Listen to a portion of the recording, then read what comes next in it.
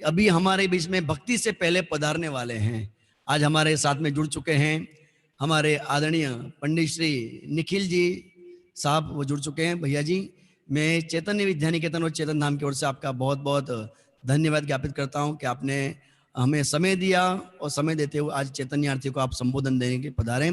मैं आदरणीय पंडित साहब से निवेदन करूंगा कि वे हमारे चैतन्य आरती और साथ साथ में जितने भी जुड़े हुए साधर्मी हैं उन सबको तत्व ज्ञान के माध्यम से लाभान्वित करें। आदरणीय पंडित जी निखिल जी भैया जी। सतीर्थ वीर प्रभु का जग में प्रवर्ते, निज तत्व बोध पाकर सब लोक हर्षे, दुर्भावना न आवे मन में कदापि, निर्विघ्न निर्विकारी आराधना प्रवृत्ति। दुनिया में जितने भी व्यक्ति है, कोई भी असाता या पाप का उदय नहीं चाहता। हम अच्छे काम भी यदि मरे मन से करते हैं तो असाता का उदय आता है। असाता वेदनीय का यदि मूल कारण कहे तो वो है उत्साह का नहीं होना।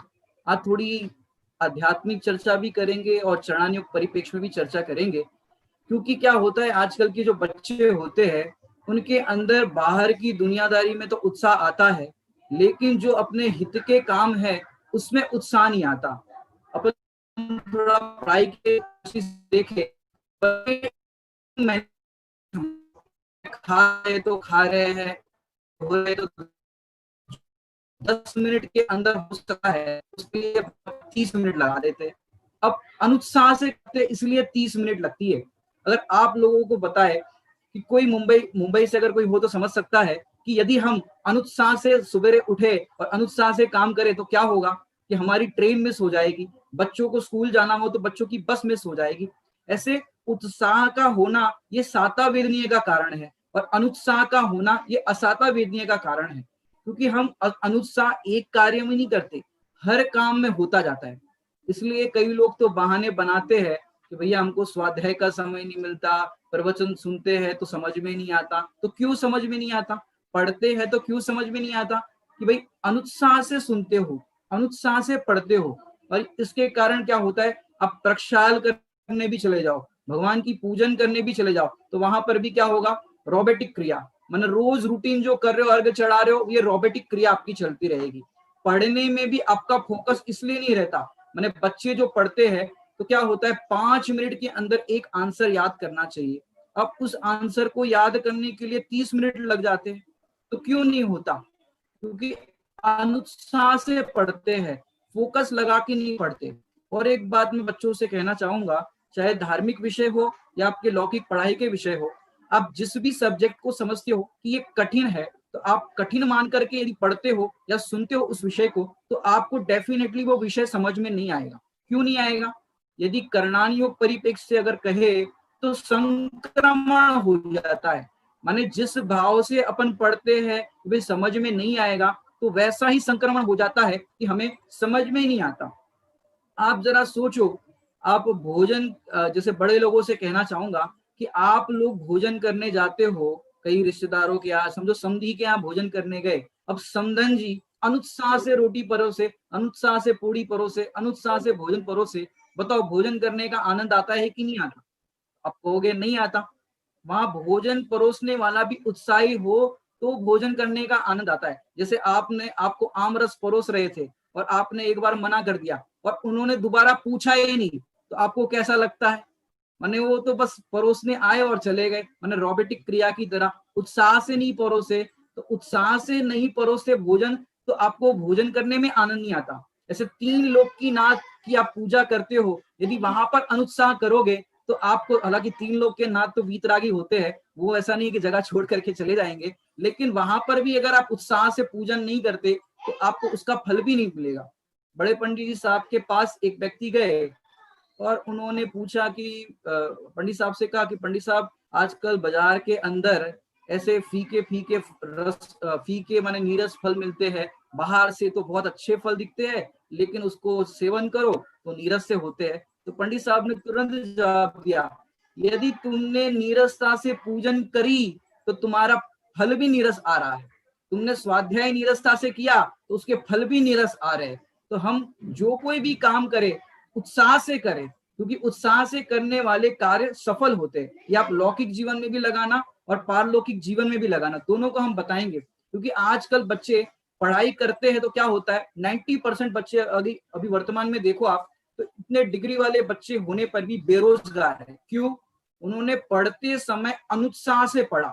अब अनुत्साह से पढ़ने का और कारण आपको बताए कि बच्चे पढ़ाई करते समय लेक्चर सुन रहे हो या घर पे पढ़ रहे हो, तो नीचे मोबाइल रखकर मोबाइल चलाते रहेंगे, पढ़ेंगे नहीं और ध्यान से फोकस से नहीं सुनेंगे, तो फिर उसका फल भी अच्छा नहीं आता। भले ही वो पास हो जाए, लेकिन वो विषय को हृदयंगम नहीं कर पाते, समझ नहीं पाते। तो ये कारण सारे अनुत्साह के हैं। आपको बताया कि जब आप कहते हो कि प्रवचन याद नहीं रहता, स्वाध्याय करते हैं, पढ़ते हैं तो वो याद नहीं रहता, लेकिन आप 3 घंटे की फिल्म देखने जाते हो, वहां तो आपको पूरी फिल्म याद रह जाती है। गाने तक जब फिल्म देख करके बाहर निकलते हो तो गाने तक गुनगुनाते हुए निकलते हो। लेकिन स्वाध्याय हॉल के बाहर निकले, भैया शेयर मार्केट का क्या हुआ, फलाने का क्या हुआ, उसका क्या हुआ, इसका क्या हुआ, माने यही चर्चाएं होती है। माने आप 1 घंटा प्रवचन सुन करके निकले तो प्रवचन के अंदर जो विषय आया उसकी चर्चा नहीं होती, और वहां पर तो बराबर चर्चा होती। तो इसका कारण क्या है कि जहां जहां उत्साह होगा वहां वहां आपका इस तरह से परिणमन भी होगा।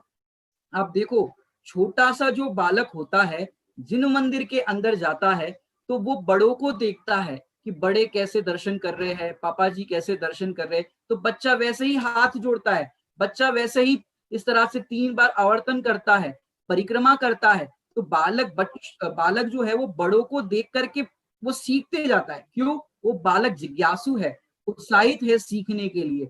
अगर आपके जीवन में प्रतिदिन उत्साह होगा तो आपको नवीन नवीन चीजें सीखने मिलेगी, नवीन नवीन आपको विषय ज्ञान में आएगा, और फिर आपको गायक की जिज्ञासा होने पर आत्मा का इतना जानने का इतना उत्साह जगेगा, जिसे कहते हैं होसो शुद्धात्मा इति चेत, वो आत्मा कौन है जिसे हमें जानना चाहिए। तो इस तरह की जिज्ञासा आपको उत्पन्न होगी। और तो और क्या बताए आपको कि घर का भोजन करने की बात करें तो बच्चों को अनुत्साह होता है, और बाजार का होटल का भोजन की बात करें तो उत्साह आ जाता है। जैसे घर में पापा कहे कि आज भोजन नहीं बनाना घर में, अपन होटल में चलेंगे, तो पत्नी को भी माने मम्मी को भी उत्साह आता है, चलो आज किचन से छुट्टी हो गई, होटल में खाएंगे। तो घर का भोजन करने में तो अनुत्साह और बाजार का भोजन करने में उत्साह आता है।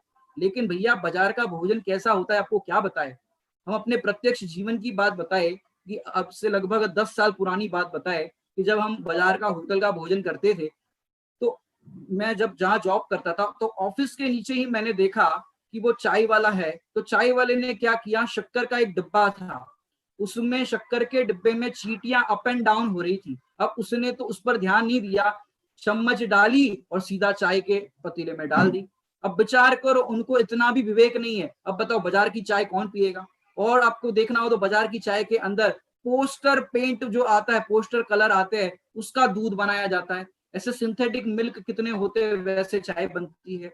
और तो और आपको क्या बताइए, बिस्किट जो पार्ले जी वगैरह है, अब घर में बिस्किट बनाओ तो घी इतना प्रयोग करते हो, मोन डालते हो, फिर भी इतने खस्ता बिस्किट नहीं बनते, सॉफ्ट नहीं बनते। और 4 रुपए, 5 रुपए, 10 रुपए का पार्ले जी इतना सॉफ्ट क्यों होता है?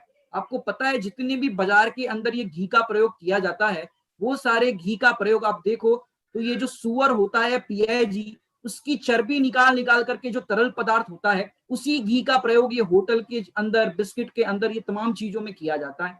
और हम फिर वहां पर जाते हैं, सेल्फी खींचते हैं कि फलाने होटल में जाकर के आए और भोजन करते, माने पाप करके आए, और जितने भी लोग उसको देखे वो लाइक करते हैं, शेयर करते हैं। अरे भैया ये पाप के काम छोड़ो, होटल नाम ही है, हो सके तो टल, हो सके तो टल नहीं, आप वास्तव में टाल सकते हो। मैं अपने जीवन की बात बता रहा हूँ, अभी जो बताई थी। होटल में हम भोजन करने गए, मैंने प्रत्यक्ष माने हमारे बाल ब्रह्मचारी सुमत प्रकाश जी भाई साहब, उनके सानिध्य में आने पर उन्होंने बताया कि आप कोई भी चीज का त्याग मत करो। हम ये नहीं कह रहे त्याग करो, बल्कि आप इस बात पे विचार करो कि ये चीज जब भी आप बाहर भोजन करने जाते हो, हालांकि जाना नहीं, यदि जाते हो तब ये विचार करना कि ये चीज को हम शोधन करेंगे, देखभाल करके खाएंगे, और जो बनाने वाला कैसे परोस रहा है, कैसे रख रहा है, उसको देखेंगे। जब आप इस तरह से विचार करोगे तो आपको वो भोजन करना अच्छा नहीं लगेगा। क्षत्र चूड़ामणि ग्रंथ में तो ऐसा लिखा है, ये 5 इंद्रिय के विषय भोग तो अविचारित रम्य है, यदि विचार करोगे तो रम्य नहीं लगेंगे। ये जितनी भी चीजें बाजार की होती है, अभी मैंने निखिल शास्त्री नाम से एक यूट्यूब पे भी चैनल बनाया है, उसमें मैंने काफी चीजें वहां पर यूट्यूब पे डाली है। बिस्किट में क्या आता है, चॉकलेट में क्या आता है, कैसे बनते हैं, ऐसे काफी चीजें हमने उसमें रखी है। तो बाजार का भोजन करने में आता है उत्साह और घर का भोजन करने में होता है अनुत्साह। तो ऐसे हम जहां करना चाहिए उत्साह, वहां तो उत्साह नहीं करते, माने हमको अधिकार तो चाहिए लेकिन कर्तव्य नहीं करते। कर्तव्य क्या नहीं करते, जैसे सबको पूछा जाए अपने मुमुक्षु लोगों से कि भैया आपको क्या चाहिए, आपको सुखी होना है कि नहीं होना है, तो सब कहेंगे होना है। और आपको कहे कि भैया जिस चीज जो चीज का सेवन करने से, खाने से स्वास्थ्य बिगड़ता है, वो चीज का तो सेवन करेंगे और चाहते हैं कि हम स्वस्थ रहे। अरे स्वस्थ कैसे रहोगे जब आप वैसी चीजों का सेवन करोगे जिससे स्वास्थ्य खराब होता है, तो स्वस्थ कैसे रहोगे।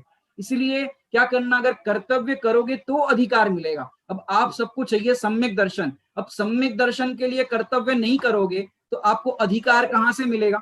अधिकार समझते हो ना, सम्यक दर्शन अधिकार है और तत्व का निर्णय करना ये कर्तव्य है। एक आपको दृष्टांत देकर के बात पूरी करूंगा। एक तारण समाज के तारण स्वामी हुए हैं कि तारण स्वामी जी ने एक शून्य स्वभाव नाम का ग्रंथ लिखा है। उस शून्य स्वभाव ग्रंथ की 14 नंबर की कारिका में ऐसा लिखा है, कोलू कातर पावन देई रस की बेरिया तो नाले। अब किसी को कुछ समझ में नहीं आया होगा, यह तो उस जमाने की भाषा है। अब इसमें कहना क्या चाहते हैं कि पुराने जमाने में जब रस निकालना हो, गन्ने का रस निकालना हो, तो क्या होता था, एक कोलू होता था, कोलू का बैल होता था और वहां मशीन जैसा होता था, आजकल भी कहीं महाराष्ट्र में देखने मिलता है। उसके अंदर मशीन के अंदर गन्ना डालते थे और इस तरह से वो बैल को घुमाना पड़ता था, इस तरह से होता था। अब बच्चों से अपन कहे कि बेटा तुम ये गन्ना को धो, शोधन करो, इस तरह से ये काम करो, बर्तन लगाओ, ये करो। अब बच्चे काम करने के नाम पर तो खेलने चले जाते हैं, और जब मम्मी पापा सारा काम करके रस निकाल के तैयार कर देते हैं, तब बच्चे क्या करते हैं, आजकल की भाषा में वहां पर डोना शब्द लिखा है, पत्थर डोना आता है ना वो, और आजकल की भाषा में कहे तो कटोरी लेकर के बच्चा आ जाता है, मम्मा हमें भी दो, हमें भी रस दो। फिर मम्मी कहती है जब काम करना था तब तो आए नहीं, और अब कहते हो रस चाहिए। ऐसे ही सम्यक दर्शन तो सबको चाहिए, सुखी तो सबको होना है, लेकिन उसकी प्राप्ति के लिए जो कर्तव्य करना चाहिए, वो कर्तव्य यदि हम नहीं करते तो वो सम्यक दर्शन रूपी अधिकार भी हमें नहीं मिलता। जब लौकिक में भी हम कर्तव्य नहीं करते, माने आपको श्रेय तो चाहिए कि हमारी लोग तारीफ करे, प्रशंसा करिए, ये तो आपको चाहिए, लेकिन अच्छे कार्य नहीं करोगे तो प्रशंसा कहां से मिलेगी। ऐसे ही यहाँ पर तत्व निर्णय रूपी कर्तव्य नहीं करोगे तो आपको सम्यक दर्शन रूपी अधिकार भी नहीं मिलेगा। ऐसे लौकिक कार्य भी जो हम करते हैं, बाहर में शतावश्यक का पालन करते हैं, उसके अंदर भी हमको उत्साह होना चाहिए। उत्साह का नहीं होना ये तो आत्महत्या है, और उत्साह का होना, आप बार बार जिज्ञासु होते जाओगे तो बार बार आत्मा की जिज्ञासा होगी। जब लौकिक काम में सजग होगे तो आत्महित के कार्य में भी इतने ही सजग होंगे, और आत्महित करने के लिए आपकी जिज्ञासा बढ़ती जाएगी। और ऐसे ही हम आत्मा को जाने और आत्मा का अनुभव करें, इसी मंगल भावना से विराम लेते हैं। ओम नमः सिद्धेभ्य। बहुत बहुत धन्यवाद आदरणीय निखिल भैया जी को, जिन्होंने कम समय के अंदर हमारे विद्यार्थी को गागर में सागर जैसी बात आपने बताई। आपने जो बातें बताई है वो नियम से आपने उस बातों को नियम से स्वयं आत्मसात किया है, क्योंकि हम जिस व्यक्तित्व को अपने सामने देख रहे हैं निखिल भैया जी को, उन्होंने अपना पूरा जीवन आदरणीय बड़े पंडित साहब के चरणों में और साथ ही साथ आदरणीय बाल ब्रह्मचारी सुमत प्रकाश जी के साथ में रहकर उन्होंने पूरे अपने जीवन के लाइफ स्टाइल को उस तरह से जिया है। अर्थात जिन्होंने कम उम्र में ही निवृत्ति जैसा अपना जीवन यापन किया है, तो वे अच्छी तरह से समझ सकते हैं कि हमारे जीवन में मुख्यता किसकी है। भोगों की मुख्यता है कि हमारे गायक की मुख्यता है। यदि इस उम्र के अंदर इस प्रकार की गायक की रुचि लगना, अर्थात हम समझ सकते हैं कि आपके मुख से जो हमने चर्चा सुनी वास्तव में वो शोभनीय चर्चा है, क्योंकि आज आप जैसे व्यक्तित्व ही इस प्रकार की चर्चा करेंगे तो नियम से शोभा को प्राप्त होगा। इसलिए आज आपने विद्यार्थी को बहुत ही सुंदर चर्चा के माध्यम से संबोधित किया कि हमारे जीवन के आचार विचार किस प्रकार होना चाहिए, हमारा खान पान किस प्रकार का होना चाहिए, हमारे जीवन का लक्ष्य किस प्रकार से होना चाहिए, आपने बहुत ही सुंदर और उत्साह के साथ आपने व्यक्त किया। आज आदरणीय पंडित साहब की कक्षा भी 8 बजे कक्षा भी है, डेली उनकी कक्षाएं होती है, साथ साथ में डेली कहानियों के माध्यम से वो साधर्मियों को जोड़ते रहते हैं, प्रथमान योग के माध्यम से, और नियम से उनकी शैली बहुत ही सुंदर शैली है। प्रथमान योग के अंदर भी वो द्रव्यान योग की जो पूज्य गुरुदेव श्री कान्जी स्वामी की एक परंपरा रही अपनी, कि अनुयोग कौन सा भी हो परंतु मुख्यता तो भगवान आत्मा की रहेगी। उसी प्रकार आपने भी भगवान आत्मा को मुख्य रखते हुए पूरी तत्व चर्चा आपने करी। बहुत बहुत धन्यवाद आदरणीय पंडित साहब को। भविष्य में जब जब भी आप सब निवेदन करें तो आप अवश्य पधारना। आप तो पधारते ही रहते हैं वैसे चेतन धाम में, जब जब भी आप आते हैं तो विद्यार्थियों को विशेष समय देते हैं और उनके जीवन से संबंधित जो चर्चा होती है वो आप नियम से 1-1, 2-2 घंटे की क्लासें लेते हो, आप उनको बहुत अच्छी तरह से समझाते हैं। फिर भी भविष्य में भी जैसे लॉकडाउन खुलेगा तो आप पुनः चेतन धाम में चेतन विद्या निकेतन के विद्यार्थियों के लिए पधार कर उनका मार्गदर्शन अवश्य करें, ऐसी हमारी मंगल भावना। पुनः आदरणीय पंडित साहब का बहुत बहुत धन्यवाद ज्ञापित करते हैं। चेतन विद्या निकेतन एवं चेतन धाम ट्रस्ट की ओर से बहुत बहुत धन्यवाद।